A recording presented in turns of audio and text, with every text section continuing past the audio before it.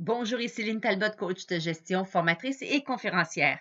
Aujourd'hui, j'ai envie de vous parler talent, mais plus précisément les talents qui sont une richesse à développer. Toutes les entreprises cherchent par tous les moyens à gagner en profitabilité, à rentabiliser aussi chacune de ses actions. Toutefois, la richesse d'une entreprise, la vraie richesse, se trouve au cœur de ses ressources humaines et un des leviers de succès les plus importants dans l'entreprise et sa plus belle richesse aussi, ce sont vos talents. Ces aptitudes innées, trop souvent méconnues ou mal développées, individuellement mais aussi collectivement. Alors, je vous propose de découvrir en quoi vos talents sont réellement une richesse qui gagne à être développée. Et pour ça, je vous propose 5 raisons pour développer vos talents. La première, les talents pour vous aider à gagner en efficacité. Ça veut dire concrètement que mettre à profit vos principaux talents, ça permet à coup sûr d'être plus efficace. Une tâche est beaucoup plus facile à réaliser quand on fait appel à ses talents. La preuve, essayez d'écrire de la main gauche si vous êtes droitier. Essayez d'écrire de la main droite si vous écrivez de la main gauche. Essayez de remplacer une des personnes dans votre équipe pendant une toute petite journée en vous attaquant à des responsabilités pour lesquelles vous n'êtes pas nécessairement doué. Est-ce que vous serez vraiment efficace? Autre raison pour développer vos talents, c'est que les talents, pour déléguer efficacement, c'est essentiel.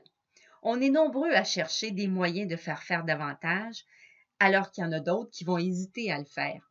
Vos talents peuvent vous aider à repérer facilement les tâches que vous gagneriez à déléguer simplement en prenant le temps d'abord de dresser la liste de toutes les tâches actuelles, puis d'identifier par la suite lesquelles ne font pas appel à vos talents, soit vos aptitudes innées. Vous allez avoir ainsi accès à une première liste de tâches qui gagneraient à être déléguées. Une deuxième étape consiste à évaluer qui dans votre équipe possède les talents recherchés pour la ou pour les tâches à déléguer. Ce qu'on sait, c'est qu'on a parfois tendance à garder des tâches qui gagneraient à être faites par d'autres personnes. Et d'ailleurs, dans le Midi Coaching du 18 février prochain, je vais vous parler justement des choses qu'on a tendance à tolérer, hein, les choses intolérables qu'on a tendance à tolérer. Maintenant, les talents pour mieux exercer ces rôles. Vous devez porter plusieurs chapeaux au quotidien, on le sait. Ces chapeaux représentent vos rôles dans l'entreprise et vos talents, s'ils sont bien utilisés, vont vous permettre de mieux exercer vos rôles dans l'entreprise. Par exemple, de s'attaquer au rôle de coach sans prendre le temps d'évaluer ses talents va vous rendre la tâche beaucoup plus ardue. Les talents vont permettre de vous attaquer et plutôt de vous acquitter de chacun de vos rôles beaucoup plus facilement. Autre élément, les talents pour mieux travailler en équipe. La force d'une équipe, là, ça repose à la fois et sur ses talents, mais aussi sur sa capacité de pouvoir développer ses talents-là. En même temps, chacun doit apprendre à connaître ses talents, à apprendre aussi comment les mettre à profit pour soi, pour l'équipe, puis comment faire avec les talents de chacun. Par exemple, si je ne suis pas un as des communications, mais que dans l'équipe, je sais qui aller voir pour m'aider, bien, je mets toutes les chances de mon côté pour créer une équipe plus forte, plus responsable, plus engagée. La force d'une équipe, là, ça passe par sa capacité de pouvoir connaître et pouvoir utiliser les talents de chaque personne pour nous permettre de faciliter l'atteinte des objectifs qui sont fixés, autant dans l'équipe que dans l'entreprise tout entière.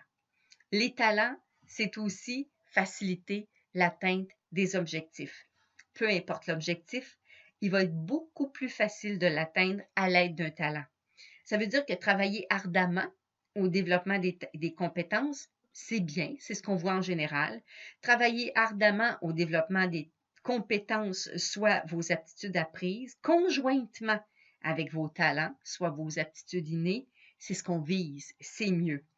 Plus encore, travailler ardemment au développement des compétences et des talents avec une attitude de feu, bien, c'est encore mieux.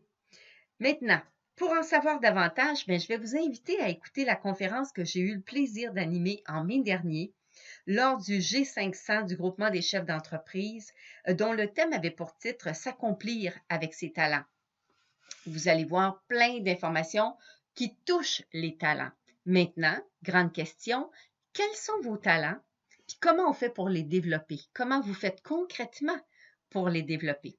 Alors, j'adore apprendre de vous autant que vous aimez apprendre de moi. Je vous invite à partager vos commentaires avec moi et je vous dis au plaisir!